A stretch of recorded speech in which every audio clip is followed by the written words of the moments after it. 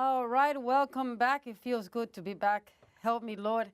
When you keep busy running around, paying bills, and living your life, you kind of you learn to appreciate what it's like to come here, sit down, and do an interview. It's an honor to have my great guest, talented woman, acting teacher, writer, actor, director, Lola Cohen. Thank you so much for making the time. Thank you so much for inviting me. Overwhelming to read your work. We're here to talk the Method Acting Exercise Handbook. An incredible reading. So much information, Lola, from beginning to end. So we're going to be talking about the book. If we can just have a little introduction about yourself and growing up in Brooklyn and a little bit of your background for all of us, if we can. Just a little bit. Then we get into the book. Just a little bit. Yes, I'm a girl from Flatbush, grew up in Brooklyn, in the Woody Allen neighborhood, where show business was kind of respected beyond belief. And to be in show business was something to respect and admire. And so I come from that tradition. My parents were theater lovers. They went to Broadway shows practically on a weekly basis. They all got dressed up, their friends, and they paraded to Broadway and saw the Tennessee Williams plays, Arthur Miller plays, the William Inge plays. And so I grew up on that deliciousness of Broadway in the golden times. When it was a little more affordable. Oh, probably $5 a ticket. So everyone went, and then they would come home with playbills, and I would cherish them. But I was not motivated to be an actor when I was a kid growing up in Brooklyn. No. That came much later in my life. Right, but I tell you, I bought the book last week, and I said, I'm going to take a day, I'm going to concentrate. As soon as I start reading it, I said to myself, oh my God, there's so much information. It's a whole breakdown. In fact, I made a note. I made a lot of notes, but one of the notes that I put it in paper was, and let me know if I'm mistaken, you literally have to break down everything we do, right? Everything that we do in life, like every single step, even when we wake up, when we take a shower, when we eat, when we sleep, when we make love, when we cry, when we suffer, when we live. We have to learn to just be aware of every single breath. Well, that's right. That's right. In training, not necessarily on the stage. That's a little too much. But we train the actor to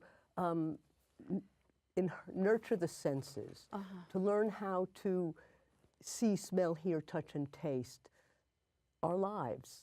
From, you're right, getting up in the morning to experiencing eating breakfast and having a tea. And you know, we train the actor to work with what Stanislavski called objects in air, where Lee invented these exercises that train the imagination, train the senses to create imaginary reality through the senses.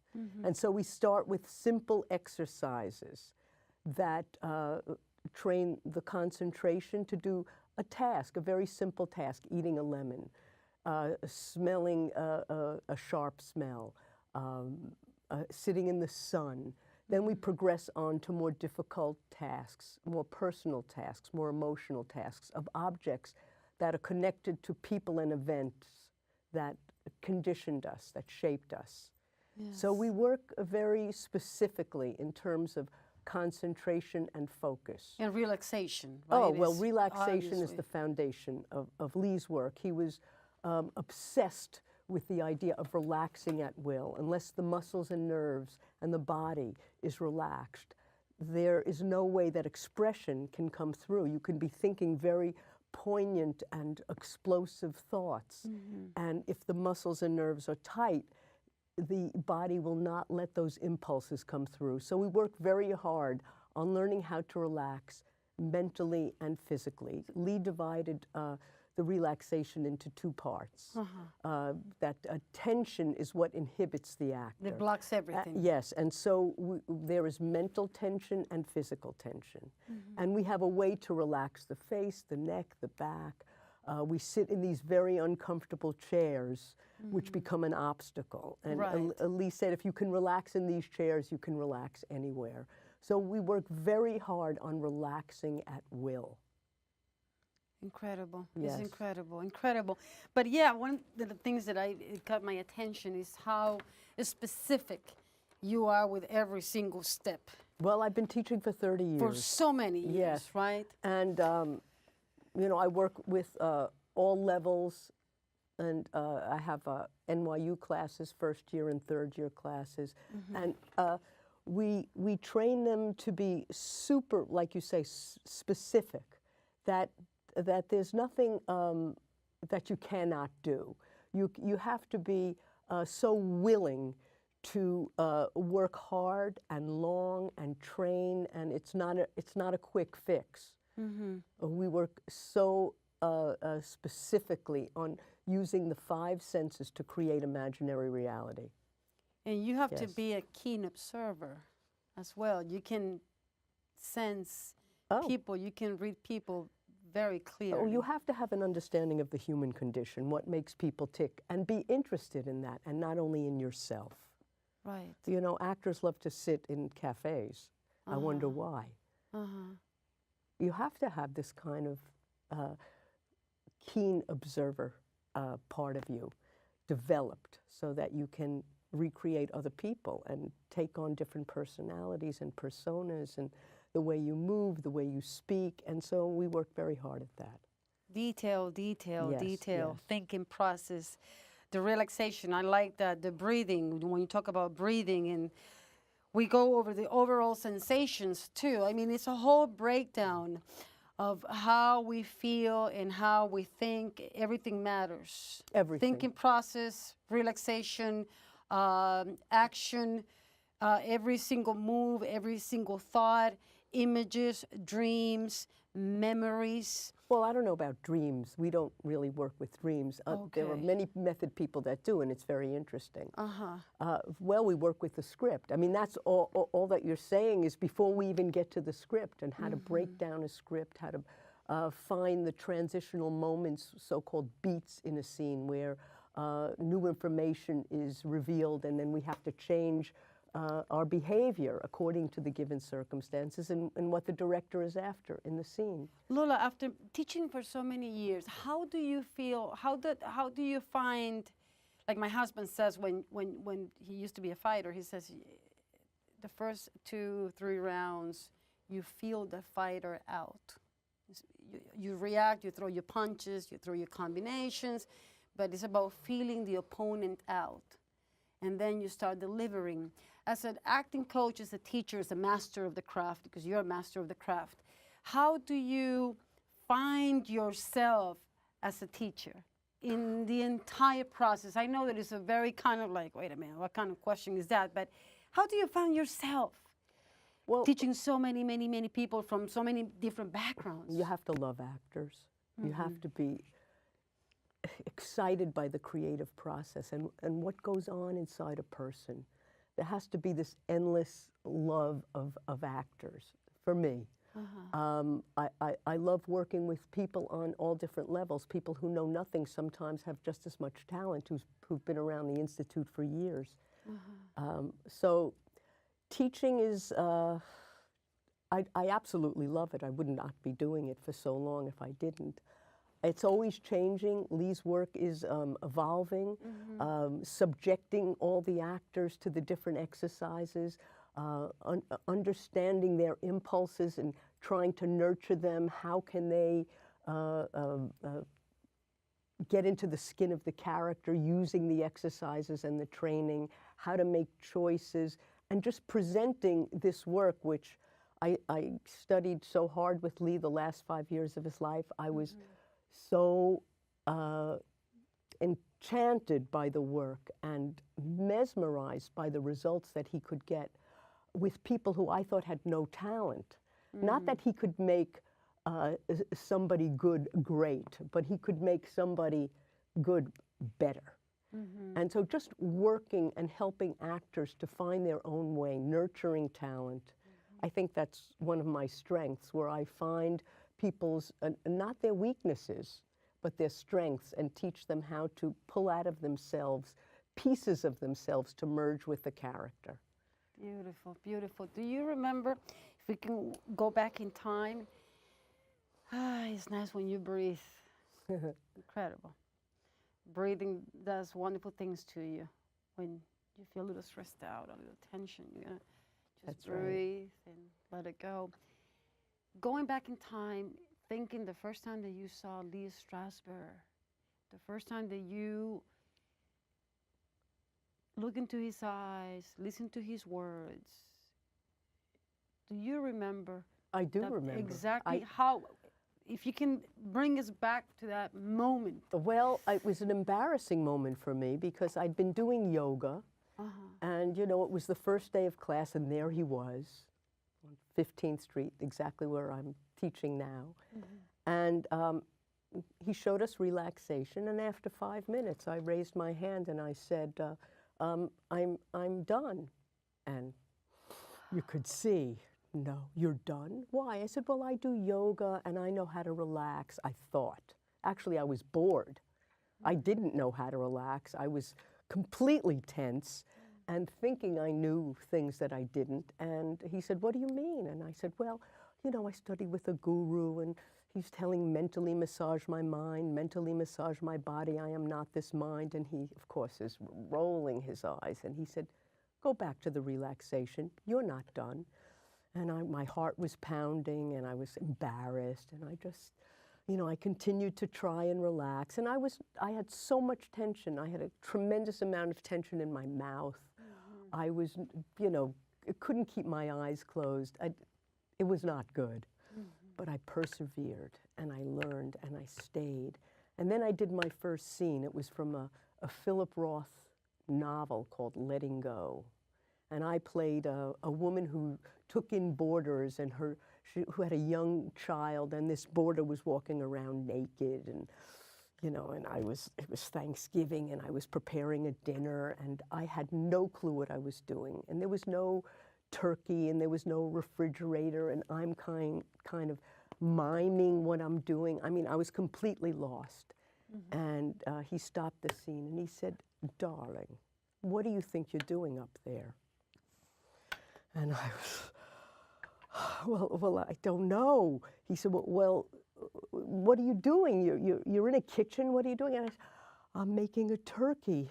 It's Thanksgiving. And he said, no, darling, the scene is a turkey. This is like my first scene. And in a good-natured way, and everyone laughed. And he said, come on, let's start over and let's start to improvise. And so that was my first scene and my first class with Lee. Incredible. And he was, you know, this was later in his life. He had 2 children, and he was kind of, I'd heard things that he was quite explosive, and he wasn't at all. He was very loving, and I never felt bullied or put upon. Not like that at all. No, he was absolutely spot on in his diagnosis of actors, and he could take an X-ray. Incredible, and you've heard that before about him, that he could say one thing, he called it an adjustment, and he would tell you to do things a different way, and then your mind would just explode with ideas. So it was wonderful, and yeah, I can imagine that you were taking a lot of notes too. I was the note taker.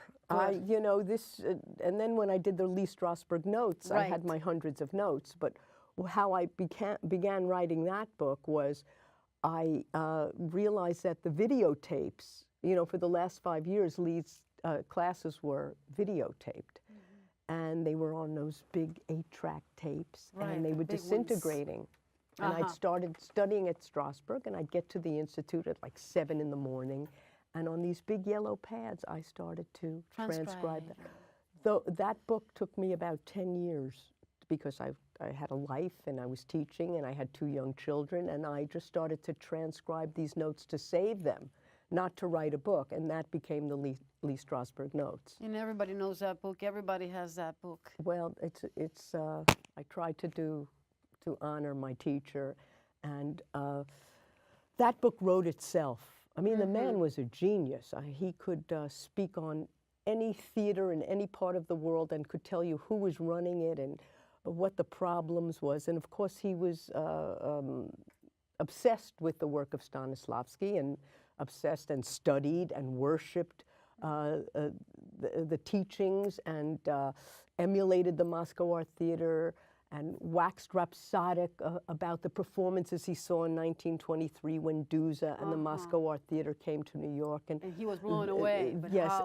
And there was, yes, and he saw the cherry orchard in Lower Depths and Brothers Karamazov, and he was, you know, astonished by the wonderful repertory company that was the Moscow Art Theater and how each of these amazing actors played small roles, not only the great starring roles, but they were playing all the roles in a way that nobody had ever seen before, that you felt moved. They weren't declaiming. They had a different style of acting, and Lee was mesmerized by their work, and lucky for him, Maria Ospenskaya and Richard Boleslavsky, two of the actors, stayed behind in New York, and they started the American Laboratory Theater.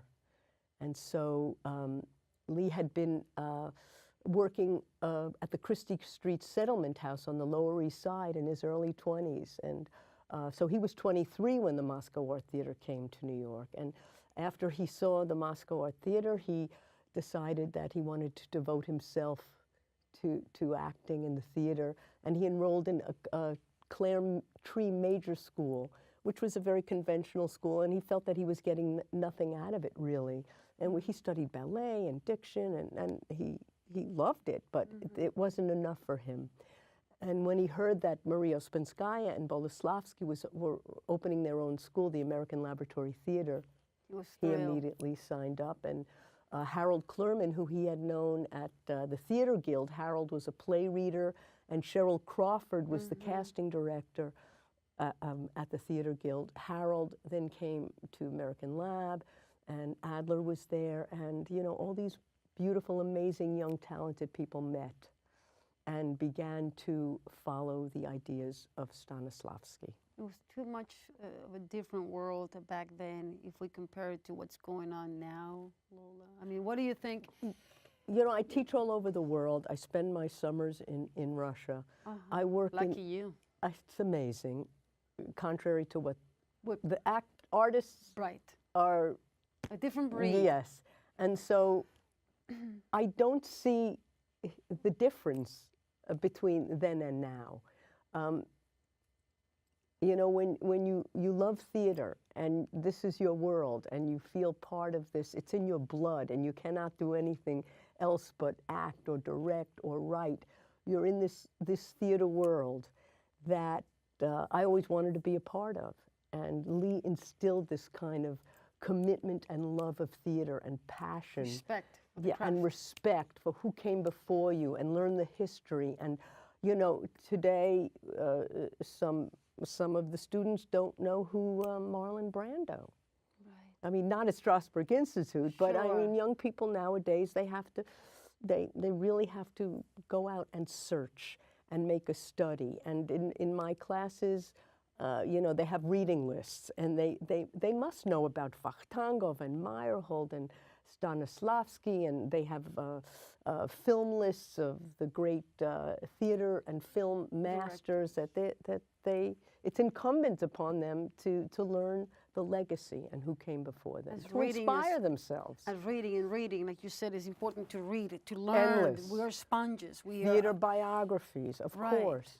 And the work itself, because actors sometimes we don't see them. I shouldn't say we, but there's a lack of, we're too much on Facebook, unfortunately, or we're too much on what's going on with the Twitter, and even the president of the United States gets distracted by a Twitter account instead of concentrating his attention into what's important.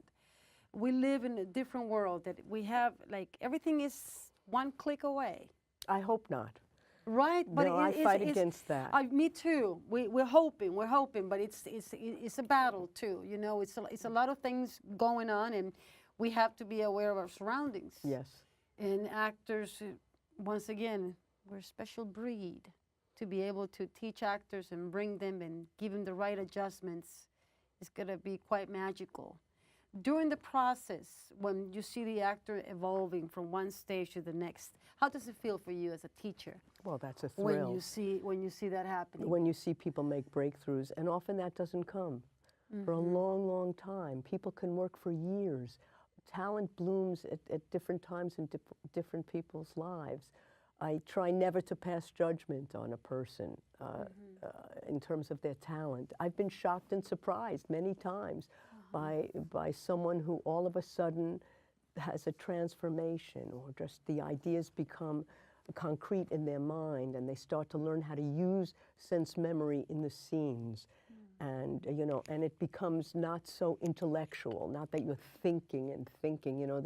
The method, there's a lot of misunderstanding about the method. Yes? Yes. Misunderstanding. And Yes. So I try to clear that up with my students and present in my book. I try to present things very clearly, precisely. Very specific. Yes, so that there's, you know, in art, everyone makes it their own. It's not my way. I'm giving them these exercises, and then I'm hoping that they mold the clay. It's not my clay. You know, I'm passing on this work that I learned from Lee Strasberg, from my teacher Kim Stanley, and Jose Quintero. Those were my three main teachers. And I devote a whole section of the book to Kim, who taught me the need exercise, a very specific exercise. She did not do sense memory in her class. She used this exercise to help actors understand motivation. And maybe it's in the Stanislavski terminology, it would be the action. But Kim used a series of needs where the actor explores these different states of consciousness, different states of mind, to use them in forming a character, to extract the character's need, to discover the character's need in different moments in a scene, or maybe throughout the whole play. The character has a specific needs. Needs change within a scene and in the play. So it's endless. Yeah, it's a very exciting work, and it's endless. It's not set in stone. Right. There's no one way, and I always say that to my students: find other teachers. Explore. Go on. Don't just take what I'm saying. Prove it to yourself. There's wonderful people out there who have a lot to share and give, teachers, and find them. Take the best from everyone, you know, who affected you, who motivated you. The present, like one of the things that you know, I'm an eternal student, I guess, but just being in the moment, being in the present, like something as difficult as sitting down and doing an interview requires relaxation, Yes. requires listening, Yes. and being in the moment. How does it work, like, be in the moment? Because it seems it's kind of easy, but it's not as easy to learn to be present at the time we are, to listen, to really relax. How do we do it? How do we do it? Because I know it's a learning process. It's a learning process for me. When I come here and sit down and say, ooh, I gotta just be in the moment. Is it like a mental clip? You know, great acting looks invisible. Those people look like they are those people. Now, how is someone so seamlessly enter another person's life? Well, there are people who are naturally relaxed, who have this wonderful ability to just seem like, you know, there's no camera, there's no Sissy, it's just being. I am not one of those person. I had to work very hard on learning how to relax at will. Well, we you know, Lee gave us this technique of how to do it, where we work on the 5 areas of mental tension, the blue nerves around the eyes. We make these faces, we stick out our tongue, we do very slow neck rotations.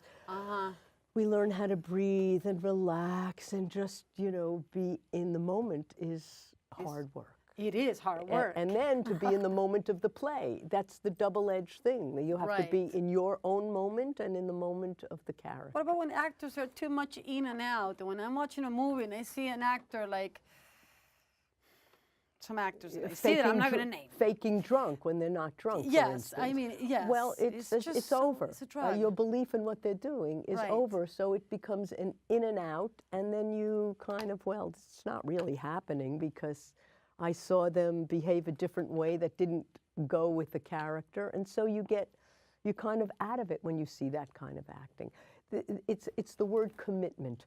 Commit yourself to the character you're playing, and to form a sense of belief in what you're doing. And if you use your own personal experiences, if you need them, if you're cast as the character and you feel so much like that character, do nothing. Do not do the method. Why screw it up? You are the character. I love that. I love that. That's so essential. That's true. I'm playing a Jewish girl from Brooklyn. I'm not now going to try to act like that. That's me. Right. But if I had to play a Catholic girl, I'd certainly have to do something to make that believable. Right. And so that's the choice. That art is in the choice. This is a great Strasberg quote. Art is in the choice. The choice is that which conditions art. So we present these exercises, and then actors have to make the choice. Well, it's a freezing cold day, and I'm in the middle of a breakup. Well, I'm not, and it's hot out. How am I now going to create the cold and the breakup? And here you are, you're breaking up with me. Well, that's not going to, that's not going to mean anything. That's why you say everything has to mean something. Right. So I would have to then substitute someone from my own life that contains the value that the director is looking for, the playwright has said that that's what's happening in the scene, and then we would have to use that idea of substitution. Who would be that person for me, or the event for me? And if I had to create the cold, I know how, because I've trained at the Institute or whoever with. Many times I've worked on how to work on cold, how to work on heat. We have specific exercises for that. How to be in the rain, how to come in out of the rain, how to keep that going throughout the whole scene, not just the first moment. Wow, it's cold in here. Oh, I'm cold. Sure. Method actors, we know how to create the heat. We know how to create the cold because we've practiced. And specific. So specific. Specific. Have you encountered, because it's so rich what you're saying, that obviously I'm reading my notes here, but I'm listening to you. Have you encountered actors that they don't work so well with the method for some crazy reason? It doesn't work for me. Because actors would say, well, method doesn't work. Like Michael Fassbender is very famous, and he says it, Well, Laurence Olivier, the same thing. So and they're great actors. And they're great actors. Fine. That not everyone has to be a method actor. Of course not. And, it's not for everyone. It's certainly not for the faint of heart. We work very emotionally. We work with a special exercise. We call it the emotional memory exercise, which Stanislavski described very specifically in his books. And he got his idea from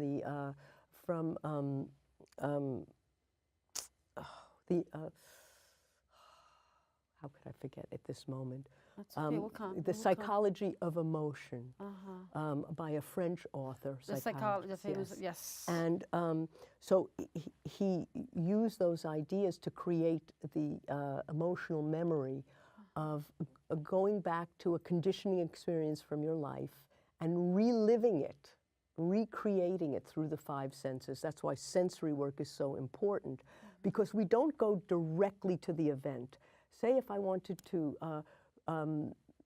create the pain of the death of my father. I could be telling my father, I loved him so much, he was so beautiful. That's a mental memory. Yeah. But if I needed to have an emotional or explosive moment regarding the death of my father, I would use the five senses to describe a specific moment, and I would touch him, or I would smell him, or I would seduce the senses to find that moment, to find the emotion. So you don't go directly towards the emotion. Right. You just go, kind of pick an event, a Right. conditioning event, and you go to that event. And through this very specific exercise that's done one-on-one with a teacher and a student for the first time, you learn how to go back to this time in your life and not act out what you felt then. It's you now going back to that event. And actually, you don't anticipate a result because you don't know what it's going to be. Right. You could be laughing hysterically at that time. In fact, I did a scene for Kim Stanley. It had to be the happiest day of my life. So I worked on a letter that when I got the letter, I thought this was the happiest day of my life. And I went back to that letter. I did it in a scene, and I'm creating the letter, and I was so proud of myself. I'm creating the letter, and I'm going to be so happy. Well, I wept. It wasn't the happiest day of my life because the time changes events. And what was so happy then, going back to it now, it gave me a different value. So these emotional memories must be practiced to see if the value that you're searching for the scene matches the value in the emotional memory. And so we work on these specific emotional exercises to call them up at will.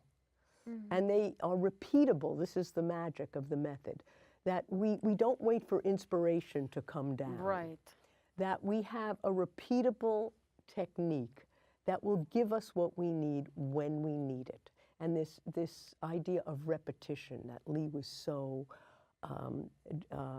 he was searching for the method to help us repeat our good work, not imitate. Recreate, re-experience, not imitate. What would have happened when something didn't go the way that he wanted or the way that he was expecting to go? I mean, it's... Well, sometimes he would let people fall down and fail. Okay. Other times he would stop the scene. He knew what actors needed to hear when they needed to hear it. He was able to speak to the actor's soul. Oh, yeah, he was amazing. Right. He was amazing. He would get right to the heart of the matter. And he would, with his genius mind, give you something to substitute or something to take you out of your stubbornness or your inferior work. And you trusted him because he was a master, and you saw him working with the other students and what he could get out of people. But it wasn't enough. He needed you to practice at home every day. You just didn't prepare an exercise once a week. You went home, and for an hour you sat by yourself and you worked, and every day you worked, and then you would bring it in and show him. And he knew who didn't do the work. Of course. That people who were thick-headed and who didn't get what he was saying, he would never give up on them. It was amazing. It was absolutely amazing. I would say to myself, why is he it's a blank wall he's trying to get through to. And then he would turn around and say to everybody, I'm doing this for you. You're wondering why I'm saying all this? It's for all of you. Watch very carefully. So he would just drill, train and drill. Remember the last time you saw him? I was in Los Angeles. He was back in New York. I went back and forth between New York and LA, but not that last year. I stayed in Los Angeles. No, I don't really remember that last time. No. Lucky you that you're able to study with the men. 5 years. I mean, that's was amazing. Yeah. It was a thrill. It was absolutely and you thrilling. traveling, going to Russia. Oh my God! Well, what I a directed thrill. The Seagull. Oh, you're directing The Seagull. I was invited by the Chekhov International Theater School to be a member of their faculty. And I went to Melechova, where he wrote The Seagull and Uncle Vanya. He moved to Melechova after he became very famous in Russia, in Moscow, and there was no peace for him. So he found this little dasha, very modest, And it had a beautiful veranda and small rooms, and he moved his entire family there, and he had his own studio, and it was just magical. And I taught a class there, and I directed a work in progress of the seagull on the family veranda in Russian. Jewish girl from Brooklyn now directing seagull on the veranda. I was just pinching myself. It was the thrill of my life. And the Russians are so... Tell me. That's what I want to hear. Well, give it to me. Give it to me. They've the read Russians, all the classics. What do they do? What do they do acting-wise? They've read all the classics. Yes.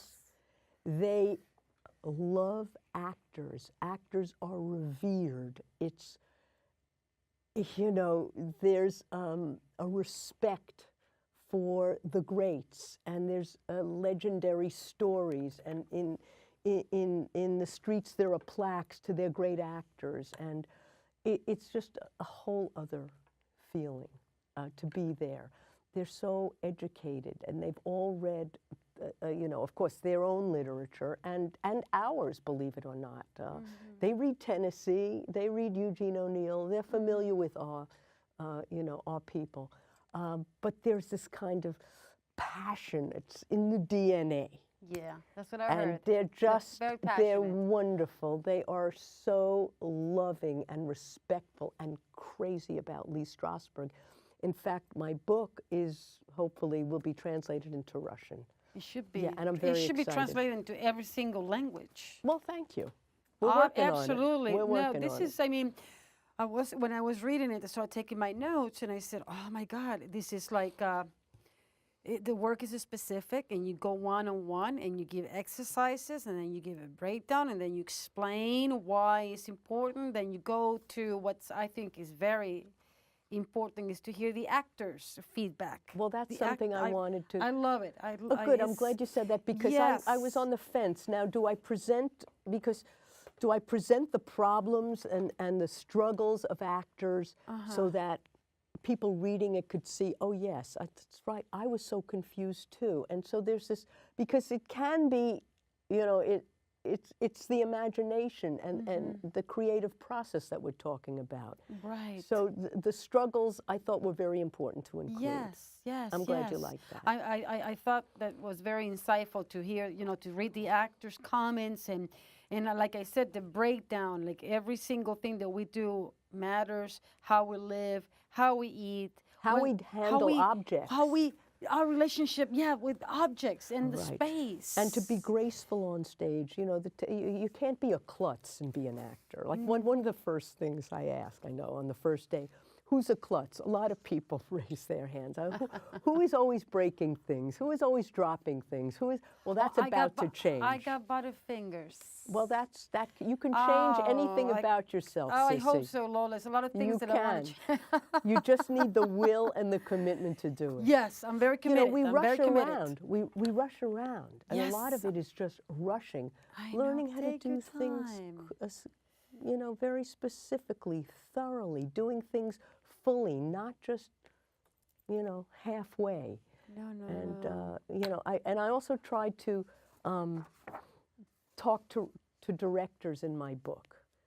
Because directors often don't know how to talk to actors. Right. I mean, the ones we love do.